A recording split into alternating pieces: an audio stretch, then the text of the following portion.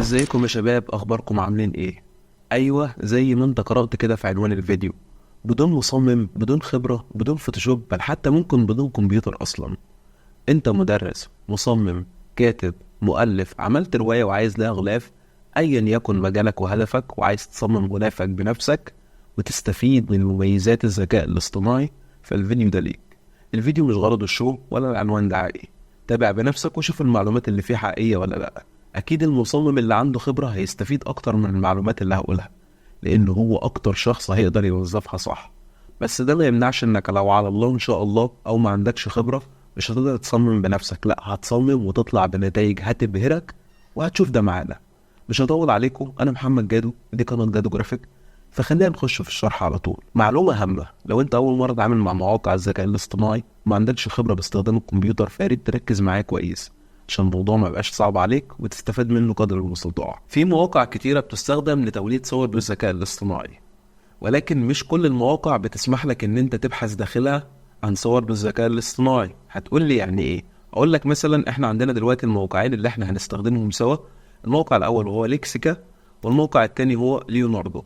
موقع ليوناردو اول ما تم انشاؤه كان في ميزة البحث عن صور باستخدام الذكاء الاصطناعي. يعني انت ممكن هنا عادي تعمل ايمج جنريتور وتكتب البرومبت ويطلع لك ايه؟ عينات، او يطلع لك الصور اللي انت ولدتها بالذكاء الاصطناعي. حلو الكلام. ولكن كان في هنا خانة للبحث عن صور. يعني مثلا ناس عملت صور مثلا لاينشتاين، لنيوتن، لمش عارف ايه، لشكل بيوت، لأي حاجة. دي ما بقتش متوفرة، بقى كل المتوفر داخل الموقع ان انت تعمل انشاء صور. اما موقع ليكسيكا فهو على النقيض تماما. الموقع بيسمح لك ان انت تبحث داخله على صور معمولة بالذكاء الاصطناعي، ولكن مش بيسمح لك ان انت تولد صور من خلاله اللي هي جنريت الا عن طريق اشتراكات. تمام، فاحنا هنستخدم الموقعين بذكاء. الاولاني اللي هو ليكسيكا هنبحث عنه عن صورة باستخدام الذكاء الاصطناعي. الصورة اللي طلعت لنا من خلاله وكانت كويسة هنستخدمها على طول، ما كانتش كويسة فاحنا هنخش على موقع ليوناردو ونبتدي نعدل عليها او نعمل واحدة شبهها تكون احسن. هتقول لي ازاي؟ هقول لك طب تعالى نطبق سوا. اول حاجة انا هتخيل دلوقتي ان انا مثلا واحد عندي رواية المفروض ان انا اعملها. حلو الكلام. انا دلوقتي الفت رواية مثلا، فلنفترض الرواية دي بتتكلم عن شكل بيت او ايا يكن. فانا هاجي اكتب هنا هاوس، تمام، وهستنى الموقع يعمل سيرش. دلوقتي في صور وعينات كتيرة طلعت لي. حلو الكلام، جميلة جدا جدا جدا وممكن استفاد بيهم. هاجي مثلا على اي صورة منهم. بالمناسبة اي صورة انت هتدوس عليها هو هيظهر لك منها 4 عينات زي ما انت شايف كده. ولكن في عيب، يعني ممكن نقول رخم شوية في الموقع ده، ان انت لو جيت مثلا تعمل سيف ايمج فهو هيسيفها لك بصيغة ويب.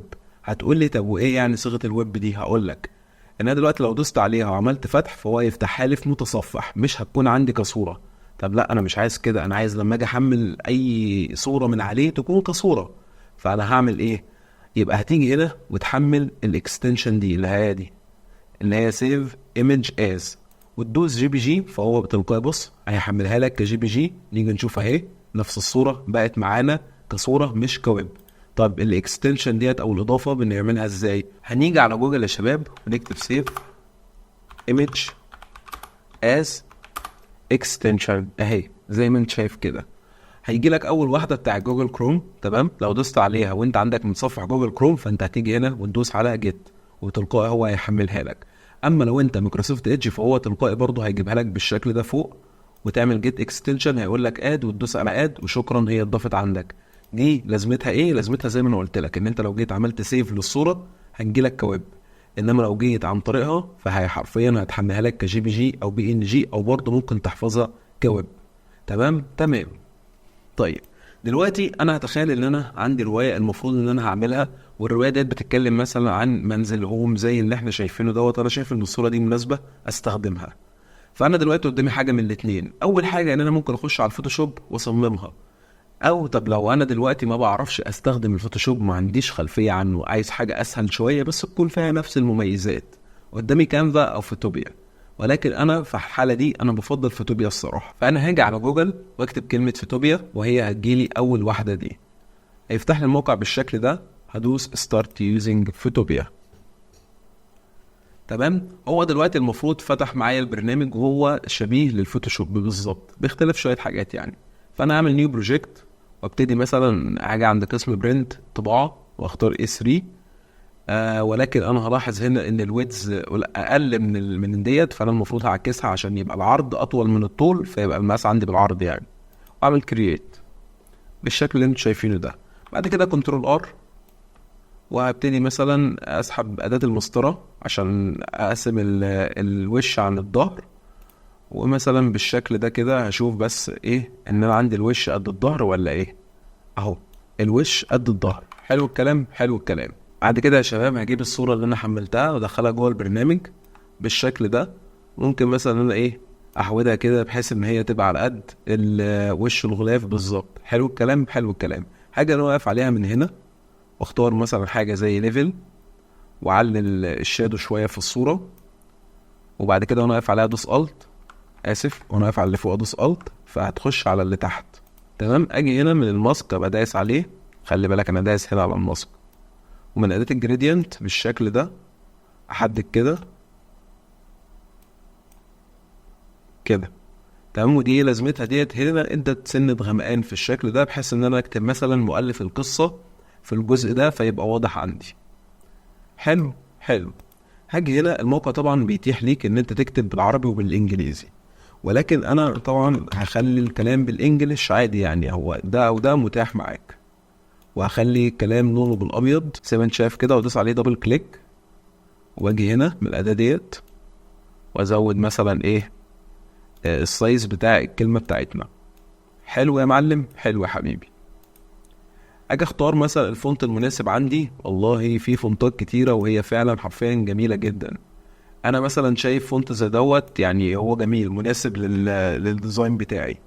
هاجي على اللاير اللي انا واقف عليها ديت ودوس كنترول جي بحيث ان هو يعمل لي لاير منها جديدة. واكتب مثلا زي بالشكل ده. ممكن برضو ايه اصغرها شوية كده، وابتدي اتحكم مثلا في المكان بتاعها. اهو انا شايف كده حرفيا ان انا قدرت ان انا اصنع غلاف للرواية بتاعتي. مفيش، هو حرفيا كل اللي استخدمته الموقع، وبعد الموقع اللي انا استخدمته بدأت ادخلها على برنامج فيتوبيا، وكتبت عنوان الرواية مع الصورة المناسبة وتحت اسم المؤلف. انا اتخيل مثلا ان اسم المؤلف ايا يكن محمد جابر. تمام. وهبتدي بس ايه اعملها بالشكل ده. ممكن اسم المؤلف يبقى ممكن عادي بنفس الفونت، او لو احنا عايزين فونت تاني يكون شكله ايه اهدى شوية مفهوش لعب وحركات وكده، ممكن حاجة زي ديت.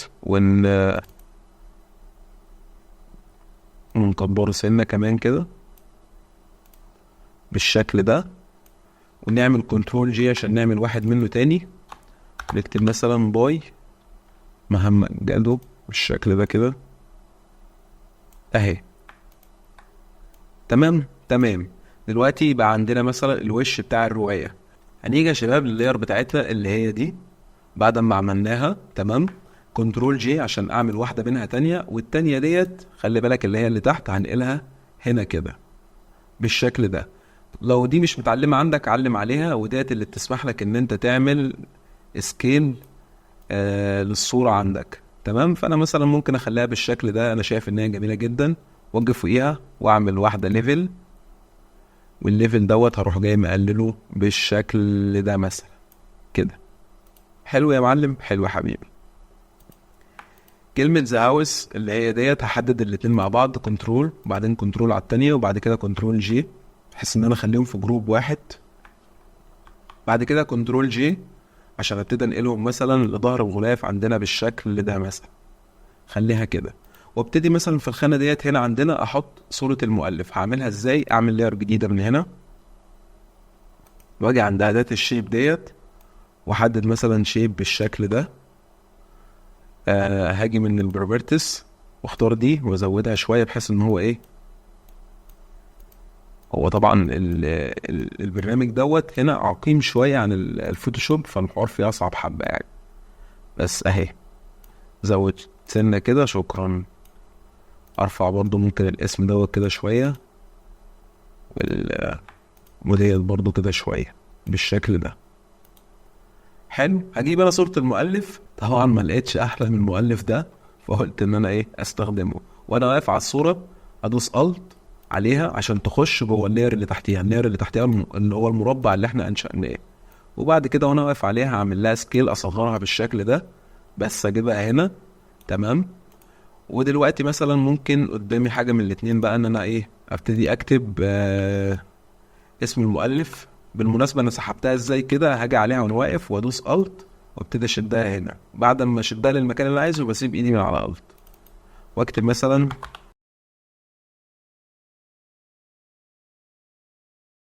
طب يا شباب، دلوقتي احنا عملنا سوا الغلاف باستخدام الذكاء الاصطناعي وموقع فوتوبيا. يعني حرفيا انت دلوقتي مطلوب منك مثلا عملت رواية وكنت عايز ليها الغلاف بتاعك، فانت حرفيا ما خدتش 10 دقايق وعملت احلى غلاف للرواية بتاعتك وظبطتها وشكلها بروفيشنال وحاجة جميلة جدا، ما خدتش منك وقت. واصلا معروف ان تصميمات الروايات بتكون سيمبل وبتدل على المحتوى، فهي اهم حاجة فيها يكون عنوان الصورة جذاب وتكون بقية العناصر متوزعة بشكل بروفيشنال. احنا كده عملنا التصميم سوا، الوش والظهر، وحطينا صورة المؤلف وكلمة عن القصة بتاعتنا وشوية الكلام اللي بيدل على القصة من جوه واللازم منه. طب ده بالنسبة لو كانت رواية. طب انا دلوقتي بقى سيبك من حوار الروايات، انا مطلوب مني غلاف، يعني غلاف عادي بقى. انا مدرس مثلا، انا مدرس دلوقتي تاريخ، مدرس فلسفة، مدرس فيزياء، عايز اعمل غلافي بنفسي. او انا مصمم مثلا ومدرس طلب منه غلاف لفيزياء، لاحياء، لكيمياء، لاي حاجة. اعمل ايه؟ نفس الموقع برضو هنستخدمه. هنيجي مثلا هنا ونكتب والله مثلا اول حاجة هنتخيلها فيلسوفي، اللي هي احياء، قصدي اللي هي فلسفه مثلا. يعني اول ما اكتب كلمه فيلسوفي فهو حرفيا هيظهر لك مئات بل الاف الصور اللي انت ممكن تطلع منها بنتائج ما حصلتش. فاهم؟ وكل الصور دي مجانيه. انا زي ما قلت لك هنيجي مثلا عند الصوره دي عندنا، والله انا عايز استخدمها، اجي من هنا واعمل بالاداه بالاكستنشن اللي انا ضفتها سيف از جي بي جي، وبعد كده هو هيحملها لك. طيب ده بالنسبة للفلسفة. دلوقتي مثلا فلنتخيل ان انا عايز اعمل اينشتاين مثلا، اينشتاين. وطالما اينشتاين يبقى هي فيزياء. اجي هنا واكتب كلمة اينشتاين بالانجلش واعمل سيرش. اتفضل يا عم، حرفيا شوية صور ما حصلتش. اي صورة تعجبك من دولت هتدوس عليها وهو هيبتدي يعرض لك منها 4 عينات. سامحني طبعا لو الصور ما بتعرضش بسرعة، ده نتيجة ان النت عندي سيء شوية. طيب زي ما انت شايف كده هو بيجيب لك كذا صورة، واي صورة منهم بتعجبك هتيجي من هنا من اداة الاكستنشن وتعمل سيف زي ما انا علمتك في الفيديوهات اللي فاتت. حلو. حلو. عندك صور زي ما انت شايف كتيرة جدا جدا جدا وجميلة جدا جدا جدا. انا دلوقتي مثلا صورة زي دي، صورة زي ديت، والله انا حاسس انها عجباني بس محتاج اطلع بنتيجة احسن من اللي هو عاملها دي. يعني اتفرجت على ال4 عينات اهو، والاربع عينات مش داخلين دماغي قوي. هاجي هنا، مش هو مديني برومبت؟ تمام، انا هاخد البرومبت ده واروح مدخله بقى على موقع ليوناردو. هاجي على موقع ليوناردو واعمل جنريت، وابتدي هنا احط الكلام بتاعي اللي انا عايز اعمله، واختار مثلا ان هو يكون بالبتاع ده. واهم حاجه ركز هنا ان انا عايز يكون العرض كده اللي هو بالمقاس ده، اللي هو كتيك توك يعني. هتقول لي ليه؟ طيب هقول لك عشان خاطر الغلاف بيبقى بالطول، فاهم؟ انت ما تعملش الصوره بالعرض، خليها بالطول وبس. بقيت الاعدادات خليها زي ما هي واعمل جنريت، ونستنى مع بعض ثواني ونشوف النتيجه اللي هو هيطلعها لنا. طب يا شباب، دي النتيجه اللي الموقع طلعها لي، وانا بصراحه شايف ان هي احلى من النتيجه دي. يعني النتيجه دي مش داخله دماغي قوي، يعني بص الصوره كده، انما بص الصور دي، فانا شايف ان نتيجه الصور ديت احلى. ولو انت عايز تطلع بنتيجه احلى عادي، ممكن عادي جدا تختار مثلا اي وضع تاني غير دوت. تختار مثلا الستايل ده او البريسيتس ديت وتيجي عليها وتعمل جنريت. طيب الموقع دوت زي ما انت شايف، قصدي البريسيتس ديت زي ما انت شايف قدمت لنا 4 نتائج شكلهم مختلفين. تمام. ممكن برضو نختار اي واحدة، ممكن نختار فونكس. فونكس يعني هي بتاخد اللي هي الكريدت اكتر، بس بتقدم نتائج جميلة يعني. يا حبيب قلبي، زي ما انت شايف قدم لنا 4 نتائج مختلفين تماما عن ال4 اللي قبليهم عن ال4 اللي قبليهم. عندك ممكن حاجة زي ديت تستخدمها، والصورة انا شايف الكواليتي بتاعها ممتاز وجميلة جدا جدا جدا. وحرفيا انا ولا كتبت برومبت ولا بعرف اكتب برومبت ولا عملت اي حاجة. انت واصله لك الفكرة؟ الفكرة ان انا ممكن استخدم اي صورة من الموقع ده هتظهر لي. تمام. وكل الصور ديت فري وحرفيا جامدين جدا جامدين جدا جدا جدا. واي صوره هتعجبني اخد البرومبت بتاعها، حرفيا اي صوره هتعجبني اخد البرومبت بتاعها واخش على موقع ليوناردو، اكتب البرومبت اللي انا اخدته كوبي من هناك، وهو بقى ايه ابتدي اختار البريسيتس اللي انا عايزها، وهو بقى يبتدي ينشئ لي عينات مختلفه ممكن استخدمه. الكلام ده استخدمته فعليا، انا كمحمد جد استخدمته. انا استخدمته فعليا في غلاف ايه هوريهولك دلوقتي. الغلاف اللي انت شايفه قدامك ده انا عملته بنفس الطريقه بالظبط. انا جيت هنا تمام، وكنت مطلوب مني في الغلاف دوت ان انا احط لها ان انا اصممه يكون ليه علاقه بنيوتن والتفاحه والكلام ده. فانا لما جيت دورت في الموقع اللي هو بتاع ليكسيكا، يعني انا مثلا دلوقتي همسح ديت واكتب اسحاق نيوتن، هو بيبتدي يظهر لي عينات لنيوتن. شايف ديت؟ هي دي اللي انا استخدمتها. تقول لي ازاي يا جدع؟ هقول لك والله العظيم هي دي اللي انا استخدمتها. طبعا هو هنا كانت الصوره رديئه وفعلا رديئه جدا، وظاهر له شنب اعدادي وحاجات غريبه كده. فانا خدت البرومبت كوبي يا باشا ورحت داخل على موقع اللي هو اسمه ايه ده، اللي هو موقع ليوناردو، ورحت عامل بيست للبرومبت بتاعنا. وحرفيا النتائج اللي طلعت كانت جميله جدا جدا جدا. وادي عندك نص بقى، يعني نيوتن طلع فعلا اتحول 180 درجه. يعني انت شوف الصوره الاصليه اللي هي ديت والنتائج اللي طلعت لنا بالشكل ده. فانا حسيت من كل النتائج ان الصوره دي عجباني جدا، وبالفعل كانت هي دي نفس الصوره اللي انا استخدمتها في الغلاف عندنا بالشكل ده. تمام. فيعني انا حرفيا بديك اسرار من جوه المطبخ محدش فعلا هيقولها لك، لان كله بيخاف ان هو لو قالك على حاجه انت تتميز او تعرف المعلومه الفلانيه فهو رزقه مثلا هيقل ولا هينقص، او الحاجه اللي بتميزه هتبقى مش عنده هتبقى عند الكل. لا يا حبيبي، الرزق بتاع ربنا وما بينقصش ولا بيقل جنيه، فاهم؟ ده الشيطان هو اللي يعدكم الفقر، الشيطان يعدكم الفقر، انما ما تقلقش، يعني رزقك مكتوب لك مكتوب لك. كل اللي عندك قدمه للناس. واتمنى بقى حاجه، اتمنى من الناس اللي انا فعلا بقدم لها كل ده ان هي تقدر، يعني انت قدرني برضه، بس مش هقول اكتر من كده. المهم انا دلوقتي طيب، يعني انا دلوقتي بحثت جوه الموقع دوت عن كلمه فيلسوفي، وبحثت عن اينشتاين ونيوتن. طب والله مثلا انا دلوقتي معايا حاجه للكيمستري، الكيمياء. اكتب باش، اكتب كيمياء اهو، هتيجي الكيمستري، اروح جاي واخدها ليست واعمل سيرش اهو، جاب لك شويه حاجات جميله جدا جدا جدا زي ما انت شايف بالشكل ده. ممكن بقى تفضل تدور بقى، تنزل انزل ودور وعيش وجرب وبص شوف، عندك في حاجات كتيرة جدا ممكن تعجبك ممكن تستخدمها. واي صورة هتضغط عليها وحرفيا هيجيب لك منها 4 عينات زي ما انا قلت لك قبل كده يا حبيبي، وانت تستخدم بقى ايه اللي تعجبك. لا والله، طب انا مثلا عندي دلوقتي حاجة للاحياء اللي هي بيولوجي، فانا هكتب هنا بيولوجي.